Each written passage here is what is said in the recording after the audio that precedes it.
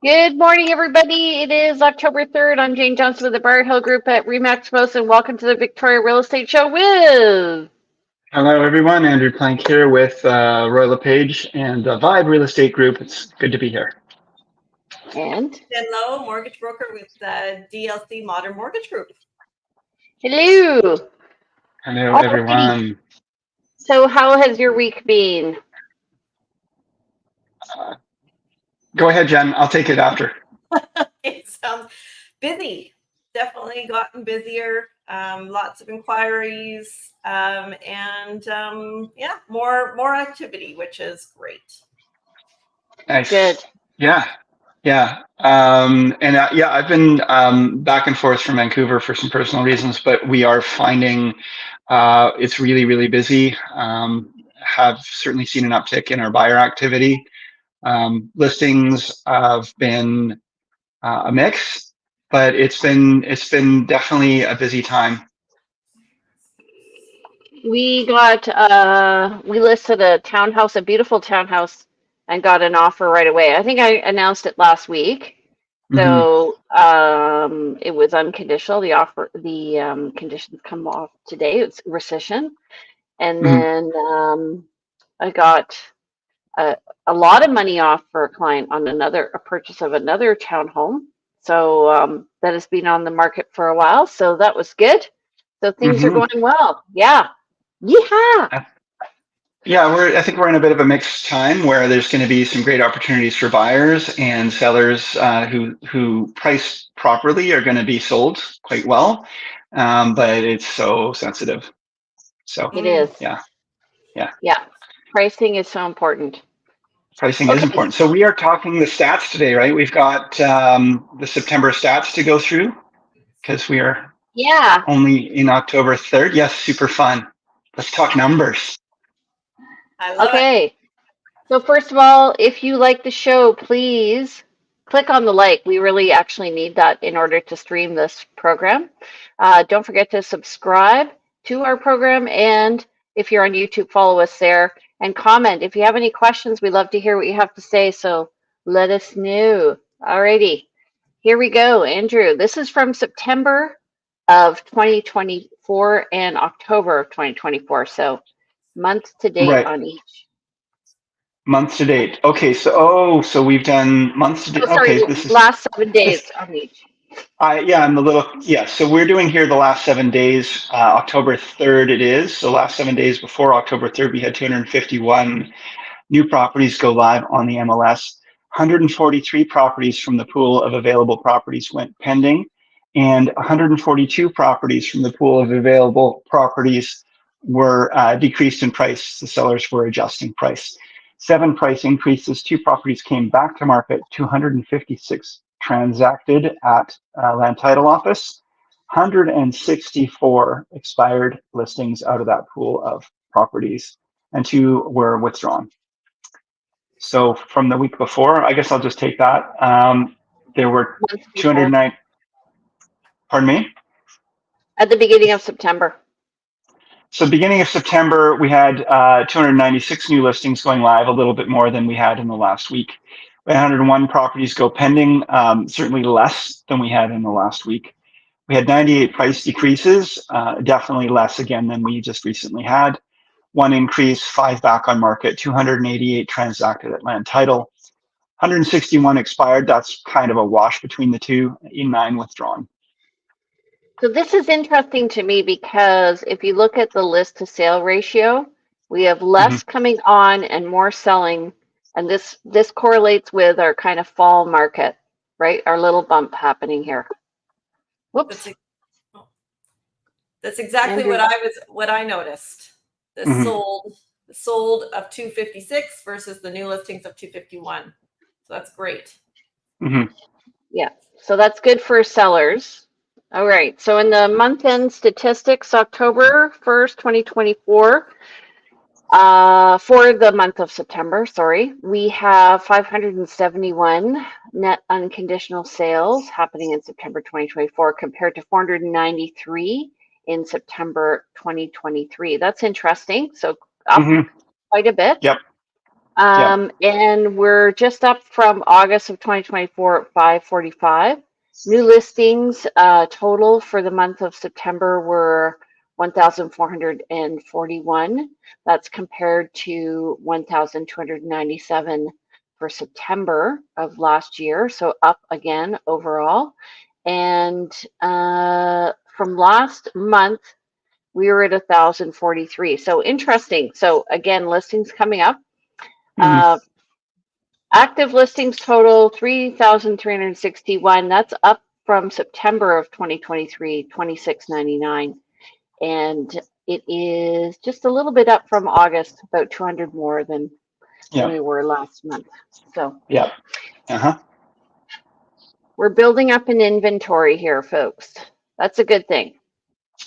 It is. I've been hearing some interesting takes on this in the last little while, and I'll bring that up when we go into the stats. But there's an interesting way to look at all this as we go into the new year. Just get into it now. Come on. You want me to get into it now? Okay, all right. I just was trying to build up a little bit of tension here. So, we've had a lot of listings coming on live, and when you go back to those stats, you see that there are a lot of listings that do get withdrawn or expired. Not all of those get relisted because some people are saying, let's wait till the spring. The spring market's going to be better. The spring market's going to be better. We have a pool of buyers out there that have also been waiting to get into the market as we've been waiting for the interest rates to come down. We also have some of these announcements from the federal government with the new CMHC limit raised to 1.5 million. What we're going to see here, or what the anticipation is oh, and by the way, too, the last month stats. Normally, we see sales go down month over month between August, September, or anyway, we're seeing better numbers than we're anticipated, given what we normally would see in September stats. So we're seeing buyers coming back to the table. We're seeing a pool of inventory that is growing, but also we'll see more inventory coming in the fall, in the spring. But we also have buyers coming for that too. So it's kind of an interesting environment.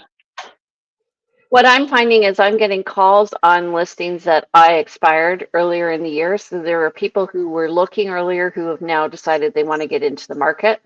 So they're calling up and calling the expired to see if they can get in without any competition. And what I'm telling my clients is, you know what, it might be better to wait until September or until the new year. If you want to, like if you're in the core, because you're going to have more people looking at that time. That being said, if you are having trouble getting your place sold, the list to sale ratio is going to go down. The number of listings is going to go down. And then the list to sale ratio will get really good in December. So if you're having trouble selling your place, wait it out, stay on the market. And I know you shook your head there, but I'm talking specifically about properties outside the core. Okay. So, yeah, I mean, I don't disagree that when there's less inventory, and not everybody calls up about expired listings. That's a great strategy, by the way. And if you're not finding what you're looking for on the market right now, when we have really high inventory, there is still that inventory that we're seeing coming up and expiring and not being relisted. So of those expiries, we do see quite a few of those do relist, but there's definitely ones that don't. And it's worth going after. But yeah, no, December, I feel like, I mean, I wouldn't put my hopes and dreams on, well, if we're not getting a sale now, then we're definitely going to get something in December because there will be less competition. That's not a strategy I would pursue. But good. Yeah. Good. And I just want to say, realtors, be very careful about approaching expired listings. You should go through the agent only because people file these privacy of information forms and they can click off that they do not want to be contacted by a realtor. And so if you're doing that, you should really check with the listing realtor first before I going mean, to expire. on top of that, it's just good form, and it actually works better in your favor because number one, you can't straddle both sides of a transaction anyway. We can only represent one party. We want to represent the buyer in that case. So just call the listing agent. They've got a relationship. They have the contact information for these people. They understand their needs, motivations, and they can work on your behalf. They want to get paid, and so help them help you. Just it happens. It's actually so going back a step.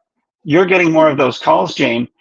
That's a really good indicator that there's a pool of buyers out there that are coming to the table and are looking for things. And I think things are price sensitive. There's a lot of overpriced property on the market right now, given where the actual values are. But there are buyers willing to buy, and the market will pick them up as once sellers kind of adjust to that. Yeah. So I am contacting the sellers to see if they do want to sell, and and in some cases they don't now. They're happy. In one case, staying where they were meant they were doing some work on their house, and then they got all excited about their house again. So there you go. Yeah, fair enough. All right, Jen, how's it going with the financing side of the bank? It's been kind of a boring week. Nothing too exciting. We've had so many good announcements in the last few weeks, having 3 positive changes. Our current rates right now for an insured high ratio purchase, we've got a 4.29 for a 5-year fix. And the variable currently I've got is about 5.44. Wow. Yeah, so what we're seeing, the projection right now is that the Bank of Canada could drop the overnight lending rate by 0.5%, which would be really nice. That meeting is coming up on October 23rd. I have a question for you. Mm-hmm. How come we all know that before it happens? Because we don't know, and there's lots of stats that go into that final decision. But what we do is we follow what happens, and I'm not an economist by any means. We follow what the U.S. Feds do, and they, after not doing any drops, just dropped their rate by 0.5%. Yeah. So Right. that's where our projections come out. And I follow a lot of economists, and more economists are saying, like, they basically not bet on it, but, hedge their bets on, are they going to drop 0.5%, 0.25%, and that's the current, from what I'm reading, that's the current projection. And when I see fixed rates lower than variable, that says to me that there is an anticipation that rates are going to go down. On the variable rate side, yes. Yes. Yeah. What do they call that? Like an inverse yield? Inverted inverted. yield curve. Okay. Inverted what? Sorry? Yield curve. And it's been this way now for a year and a bit. That's a long time for that. Yeah. And in the past, what was it? An inverted yield curve would indicate. It generally had sort of that prime rate's going to drop. Yeah. Okay. And so generally, you want to go with variable when you see the inverted rate yield curve.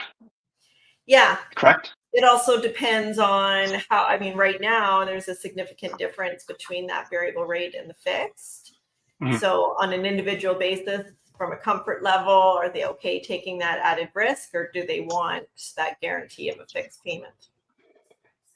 So when the fixed is here and the variable's here, the bank is betting is that this is going to go here eventually, and so they want people to lock in. They want it to look attractive, so that the people who are going variable will commit to fixed and paying more over the long run than the variable. Because guess what? So then, I'm opposite. So now these people, all of a sudden they want, we want to get out of our fixed rate. we want to go and re-lock in, and the banks are really smart, and you can't get out of it without paying a very significant penalty. Right. Right. So Yeah. if you're thinking of moving in the next few years, don't go fixed because it's going to cost you a lot of money. Yes. So very Well, yeah. Make sure that you look into how the interest rate differential penalty is calculated with your particular lender. Yeah. I think it's really interesting that a lot of people make decisions based on what just the numbers say to them, but they don't take into account and communicate with the bank or their lender what their actual future plans are, and it just makes such a big difference to what you're going to be paying over time and what your decisions, your actual possible actions you can take. I mean, if you're in a fixed mortgage that you can't move without big penalty, it's going to limit your ability to move and maybe take advantage of changes in the market as well. Yeah. Exactly. Yeah. So variable. I'm not sure what's happening with Andrew, but he keeps popping in and out. Okay. Total active listings. Andrew, take it away. okay, this is like a ski hill here, but a pregnant person on their side. What?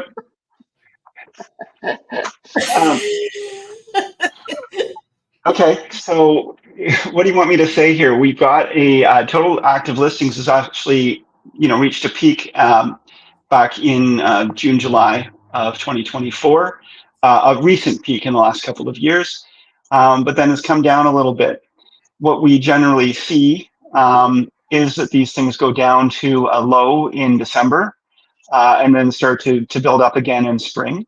And so you can see that same pattern every year. What's interesting here is that, we had a drop in the last couple of months in inventory, but then it's spiked up again. And I think, it'll be interesting to see what comes in the coming months. What we really don't know yet is what our spring market will be. What we do know is we have high inventory, but there's also an ecosystem that's looking like it's going to be really positive for buyers soon. And so that inventory should start to go down as buyers pick up the properties and as sellers become more aligned in their pricing. All right, so looking at the total new MLS listings and total MLS sales, the new listings are in the blocks here. And as Andrew was saying, you can see the blocks go down in December. That's just seasonal lows. The list to sale ratios are really good. And for a buyer, the best time to buy actually is in the fall when those list to sale ratios are much lower than they are elsewhere in the year. So there's opportunity here if you're a buyer to get into the market, and likely anybody who's going to be listed right now is going to be very motivated. May was a bump in the market, which is why I think we saw the total, if you look here, the total listings increased in June following a very busy May. And so I found it was busy for me anyway. Generally sales peak in May.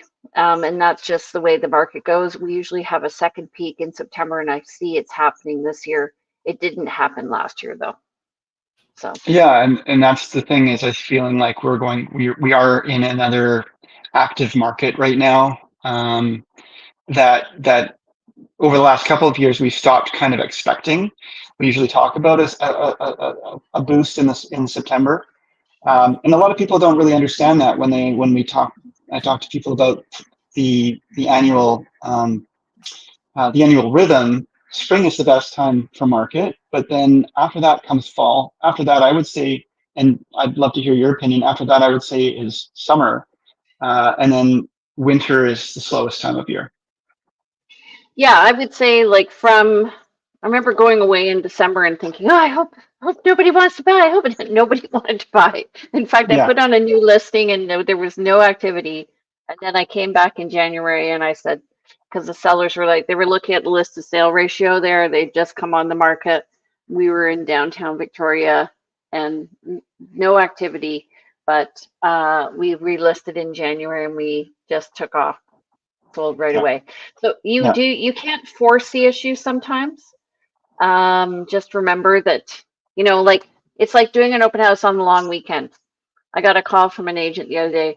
you got any open houses you want done? And I'm like, you know what? Spend your time with buyers right now because everybody's away and you can get some good deals on long weekends because you don't have as much competition.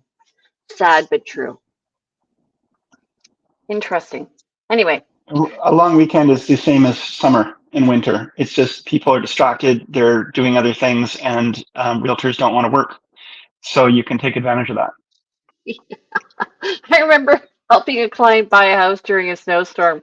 They listed it, the snowstorm hit.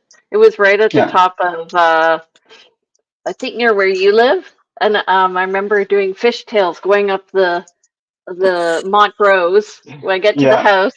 Oh no. We wrote the offer that night, and the guy's like, nobody else is interested because nobody Yeah, else could drive in the snow. that's right. But it's so subjective for a seller when they've been listed in one of those times, or they listed just before the long weekend, and over the long weekend there wasn't the activity it could have had, or during the summer there wasn't the activity, or in the Christmas time. So subjectively they feel like, oh, nobody wants me. Nobody wants what I am offering, and so I have to work with whatever comes my way. Um, and then that turns on a dime when you're in a different market. Yeah.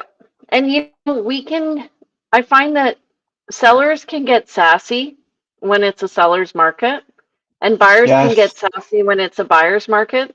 And yes. like just treat each other with Oh, respect, people. cool your jets, folks. And sometimes that sassy will work against you. I mean, I've seen buyers where they think, oh, it's a buyer's market and I can get anything I want. And then they're passing up such amazing properties, and then they're being jerks during negotiation. And same with sellers when it's a seller's market. And it's like, you know what? These things are seasonal. They come and go. Everything evens out, and there, karma comes into play here sometimes too. Like, let's do this. Let's do this professionally. But yeah, it can work against you when you think, well, for example, in those high markets where it's a seller's market, and sellers are like, no, I'm not going to take any offer because none of them are high enough. This is the best market you're ever going to get, folks, and you're not working with the buyers who offered you 100,000 above asking because you think it's worth more. It's not I really had gonna. I had That's an a list. extreme example, but I had a Yeah. listing once where a seller, we got one offer on their property. It was right at the end of the busy market. I think it was like May of 2022. And we got a full price offer, and she countered higher. And I was like, this is a good offer. Go with the offer. what was But the end result? Did it still come to terms? well, the agent asked me, why are you countering higher? And so I said to the seller, how do you want to answer that question? Mm-hmm. And she said, well, I just expected the market to come back with multiples, but because we had to spend time getting their property ready, we missed the market. So sometimes you just got to get on. Sometimes more action is better. Like just take the action, go. Anyway, Yeah. c'est la Okay. vie. Well, c'est la Timing vie. the market is very challenging too. Pardon? Timing the market, like when you try and time. Yeah. You take your boat out and you start going against the tide. You're not going to be. You spend that extra time to get your boat ready to go, and then you go out against the tide. You're not getting to your destination, right? And as long as your boat's overall ready to go, get in there and let the tide carry you. And that's the thing, people don't understand the seasonality of these markets and listening to their agent, and stop waiting till you've got Overthinking. the exact right paint color and the exact right furniture configuration and that garden bed completely done and ready. And now you're in summertime and you've missed your spring market. And your Yeah. garden's gonna die. And your garden's going to die and it's not going to look good. Yeah. Stop it. Just stop it, folks. Okay, one funny story I'm just going to say. So I have agents from other cities who watch real estate in Victoria, obviously, and I show my listing and they're like, the grass is dead. I said, yeah, everybody's grass is dead in the summer, but they're used to seeing, I guess, the pictures all used up or whatever. You know, you go Hmm. to Toronto, the grass is green because it rains a lot in the summer, and in Yeah. Victoria, it's very dry. But anyway, Well, okay. and people are careful about the environment and watering and all of that stuff. So yeah, it's a whole other mix. Yeah. Okay, so we're here on list to sale ratio. So we did have a peak in May of 2023. I just want to point out that during COVID, in 2021, September, October, November, there were 800 listings and 800 sales. And then in March of 2022, we were at, for every 100 listings, we had 120 sales. So our inventory was really low. And it's kind of like when you're walking along an escalator and then the escalator stops and you just start walking regularly. We are in a regular market here and it feels slow to realtors. Feels like, oh my God, why can't we get this house sold already? The Yeah. fact is we're in a balanced market. So for every 5 listings, 4 are selling now. I mean, one is selling. 4 are not selling. So our ratio is 20%. And we just gotta take it easy. It's gonna take. This means we have a what's it called, absorption rate of about 5 months. This is what I want to just correct or like so what you said is 1 in 5 listings are selling. It's not that if you are one of 5 listings, your chance of selling is 1 in 5. Your chance of selling that month is 1 in 5. This is the absorption per month of listings relative to the actual amount of listings on market. So if you have 100 listings on market at one time, in this case, 20% are selling. So 20 are going to sell that month. And if you're on market for, it will take you 5 months before, if there were no other properties coming on market, for all of the inventory to be used up. But the problem is there's always more pulling into the market as well. So you can't just say, oh, my place will sell within 5 months because it's a 20% thing. But yeah, I just want to correct that because it sounds like you were saying, and I know that's not what you meant, you have a 1 in 5 chance of selling and 1 in 5 listings are selling. It's not that number. It's not going to sell quickly, is what I mean. Is that it's going to Yeah. take longer. The average days on market is longer. We see that every month. And looking here, you can see like the total active listings here and the sales as a stripe is that we're seeing a bigger change between the line and the top of the blocks there. So that's why we're seeing a list to sale ratio of 20%. And we are Okay. not in a buyer's market, folks. So as Jane said, it's a balanced market. To get down below that 20%, maybe closer to 15, we might get into a buyer's market. But you can see even in in 2023, I wouldn't say we were in a buyer's market either. We haven't really been in we've been in a more balanced market for sure. And it's been much better for buyers than it's been in a long time. Yeah. I don't know that we're going to get back to a buyer's market here in any time soon, given what we're starting to see with interest rates and moving towards spring. So Yeah. don't get cocky, kid. Oops. Don't get cocky. I was just thinking that. Okay. So single family homes. Andrew, you want to take this?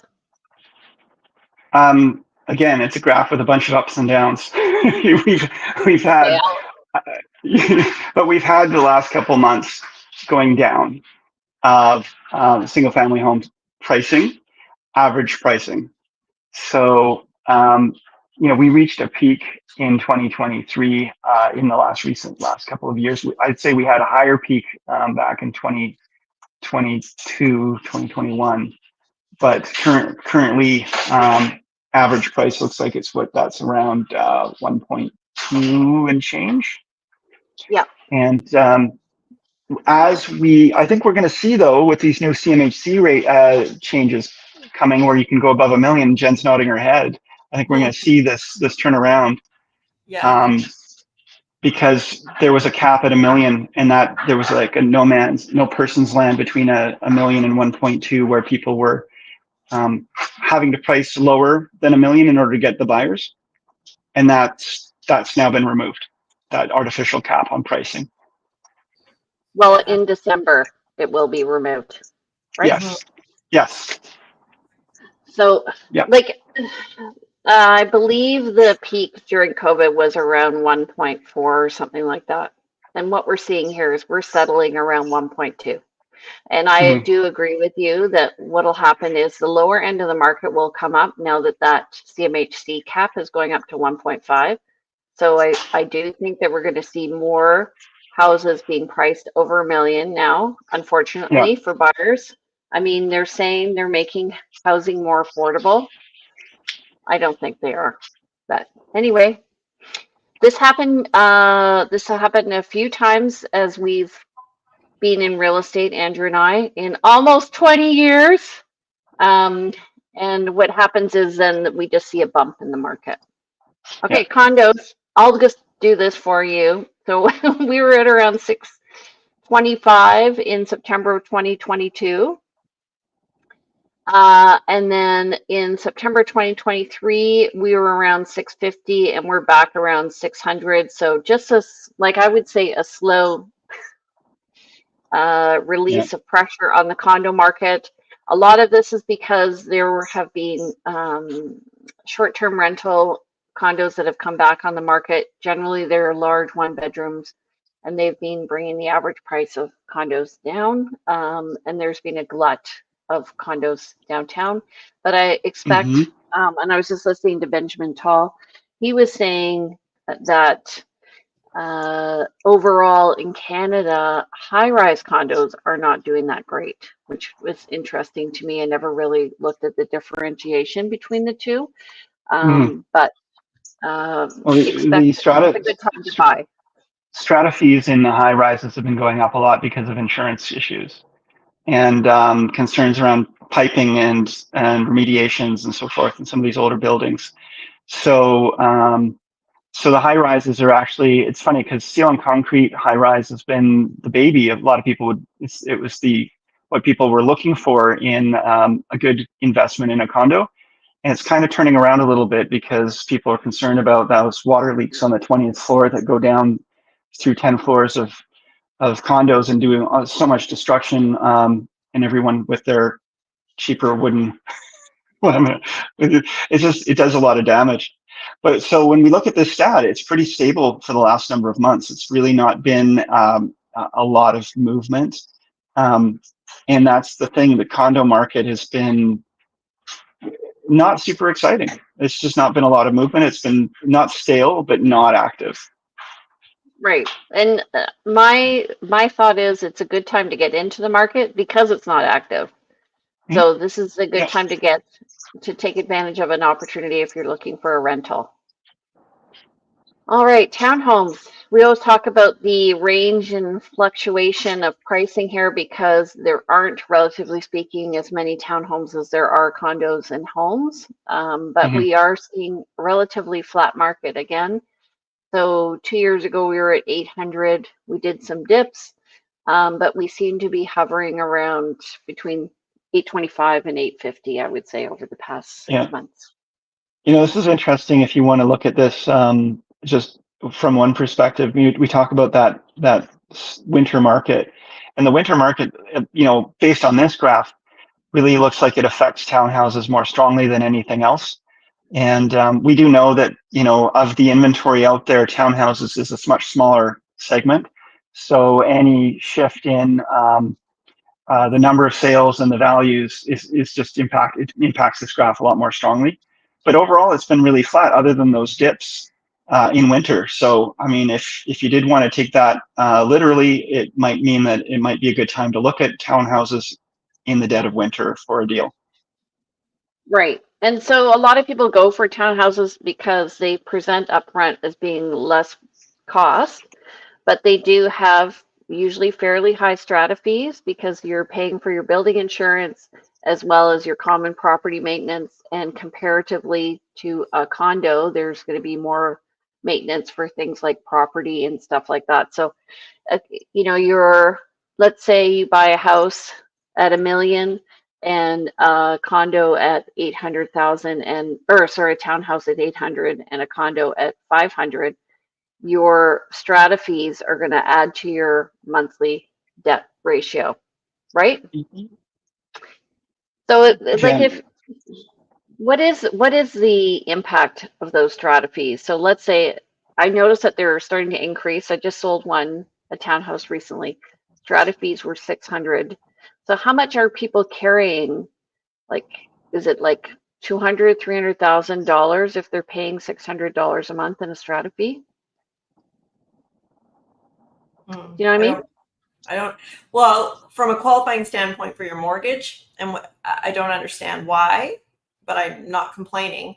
We only have to consider half of the strata fee. Whatever the strata fee is, from a qualifying standpoint, we use half of that. you know, Interesting. you don't, what I find, I've always found this fascinating, because if I was to buy a townhouse, and pay strata fees for the townhouse, then I'm not paying and saving up for a new roof and new exterior cladding and new windows and all of that stuff, because it's taken care of by the strata. I'm not bringing in, I'm not doing gardening and yard maintenance either, because the strata generally takes care of that in most stratas. So, when you buy a house, all of those extra costs are on you, and you should be putting that money aside. So I see a lot of buyers go, I don't want to buy a townhouse because it's got high strata fees. You don't understand. You buy a house, you're going to be putting money aside for this too. You're going to be paying for this one way or another. People who own a townhouse complex aren't stupid. They don't want to spend money they don't have to. And there's an efficiency in having a group of people together in this. So I find it funny that the lenders, I think it makes sense the lenders would only look at half and not the full, because otherwise they want to also look at just home ownership in general as a cost. Yeah. No, like lawn maintenance, maybe $400 a month if you have a big lawn. Yeah. But townhouses are that sort of middle ground where condos are much more efficient. There's a lot less, I'd say, exterior surface area that you're maintaining. Whereas a townhouse, each townhouse is often, some townhouses are standalone, and there's a lot more requirement for upgrade, and there's a lot more land to maintain. So you're not just a multi-story building on a small plot of land. So it is, from a cost perspective, townhouses are the more expensive way of going about it. But a single family home, you do have the choice of whether or not you put a new roof on or wait an extra couple of years, but you also have the choice or run the risk of having a roof leak. It also depends on who's on the strata and what the bent is of the strata, because sometimes people don't want to do any maintenance. And other times you have somebody who, like in Shoal Point, where they're very, very proactive and they have like a $3 million contingency and replace everything rather than just focus on repair.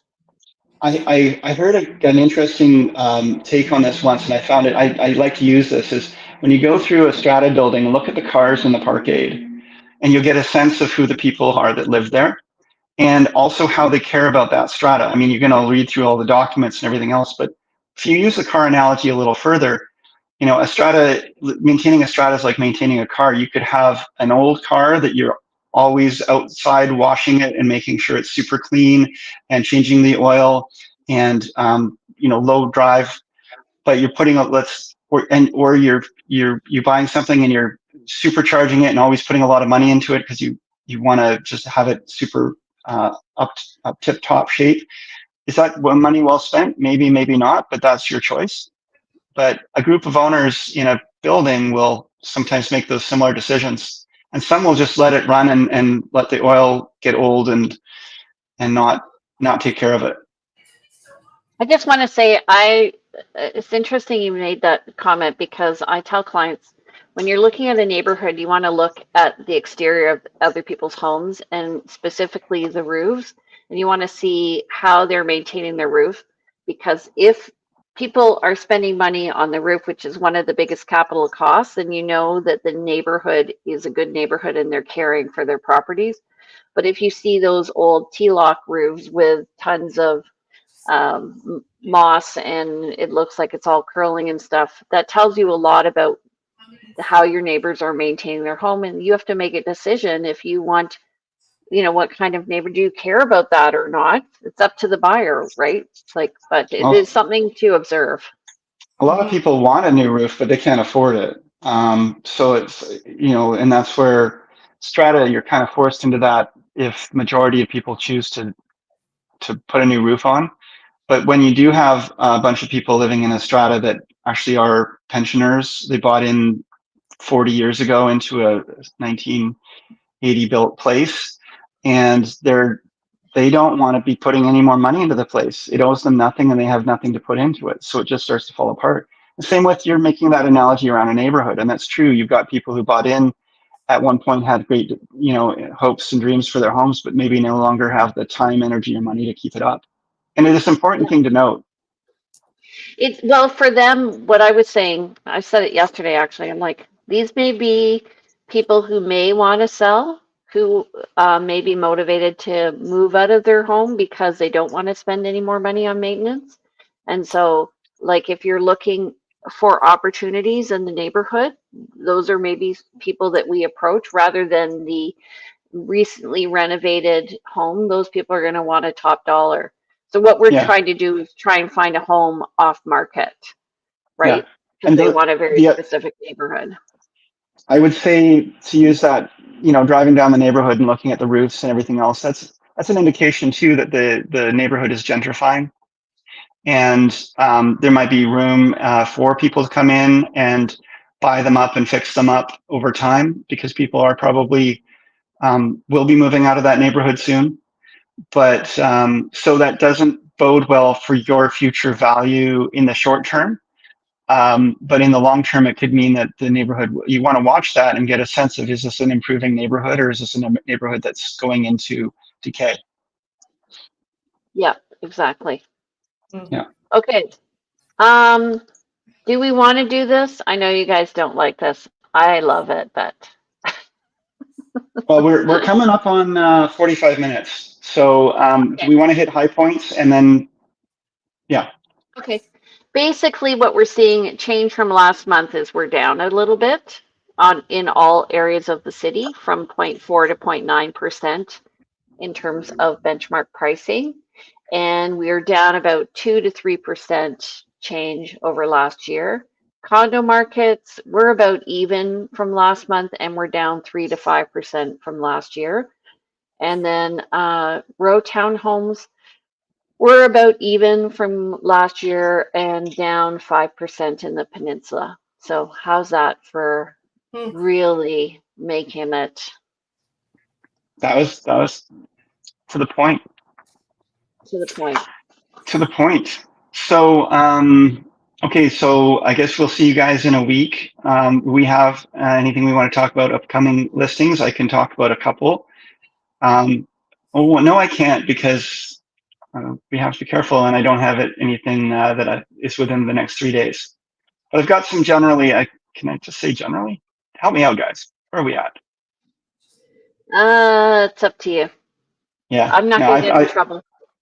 I'm going to tease that I've got a West Shore townhouse coming up at some point soon, and a single family home in the core with a 1-bedroom suite coming up soon.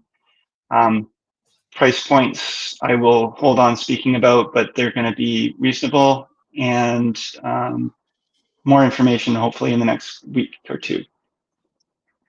Okay. That All was right. good. I'm gonna announce mine next week. All right, you guys, and Sounds just good. so you realtors know,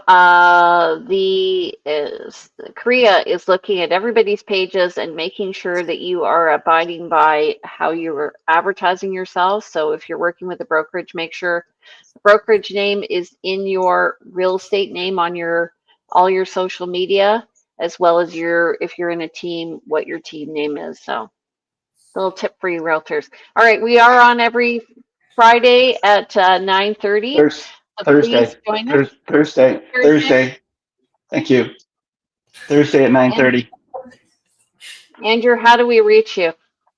You can reach me, phone me or text 250-360-6106.